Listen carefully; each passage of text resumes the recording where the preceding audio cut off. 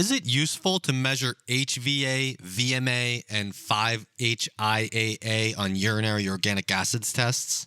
Hi, I'm Chris Masterjohn, and I have a PhD in nutritional sciences. I am not a medical doctor, and nothing contained in this episode may be construed as medical or nutritional advice of any kind, or a substitute therefore. This episode is meant purely as scientific education. If you wish to act on any ideas presented in this episode, please consult your physician first, and never take anything herein as a reason to contradict medical advice. With that said, enjoy the episode. Alicia C says, do you find the urine vinyl mandylate, homovinylate, and 5-hydroxyandyl acetate on Genova organic acid tests to be useful? I find them useful in a very limited context of trying to see like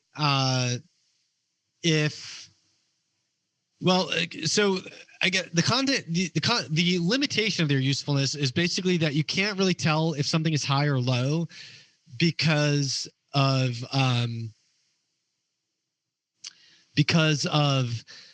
production or degradation. You know, so for example, if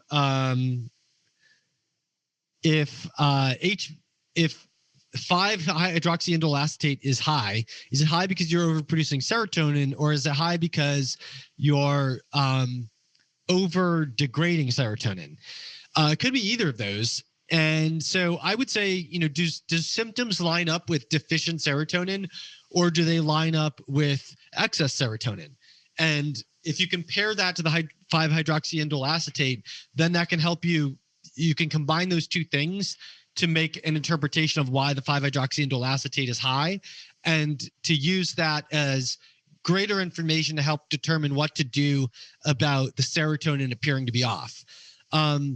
But I do think the HVA to VMA ratio could additionally be used as an index of the conversion of dopamine to norepinephrine. So if the HVA to VMA ratio is high, that does suggest that you have higher dopamine relative to norepinephrine, which suggests low conversion of dopamine to norepinephrine. And one potential reason for that would be methylation.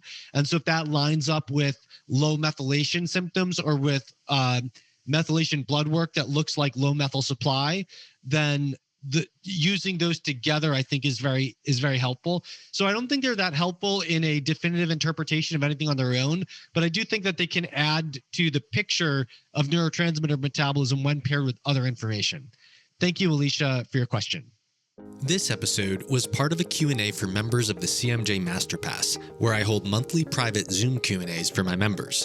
The Masterpass also serves as a buyer's club with exclusive and massive discounts on your favorite premium foods and health products, including pasture-raised and wild meat and seafood, supplements, sleep accessories, water filters, phototherapy devices, and much more. If you'd like to participate in these Q&As, you can join the Masterpass at chrismasterjohnphd.com/masterpass and use the code Q&A, spelled Q-A-N-D-A, Q&A, for 10% lifetime discount. I am currently working full-time on finishing my first book, Vitamins and Minerals 101, How to Get the Nutrients You Need on Any Diet. I will let you know when I have a release date. In the meantime, you can pre-order the book at chrismasterjohnphd.com/book. Testing Nutritional Status, the Ultimate Cheat Sheet, has been newly released as version 1.3.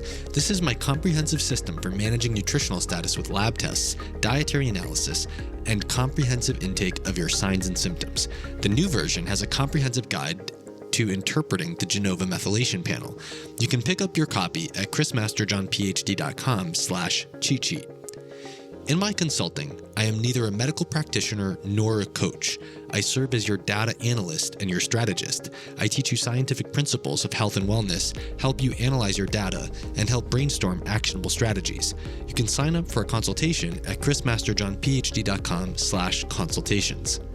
Please consider supporting my work at no extra cost to you by visiting my support page and making a purchase with one of my affiliate links. Some of my most popular affiliates are also listed in the description of this video, with links that will give me credit for your purchase. I will try to respond to comments when I can, but my presence will be intermittent while I'm finishing my book.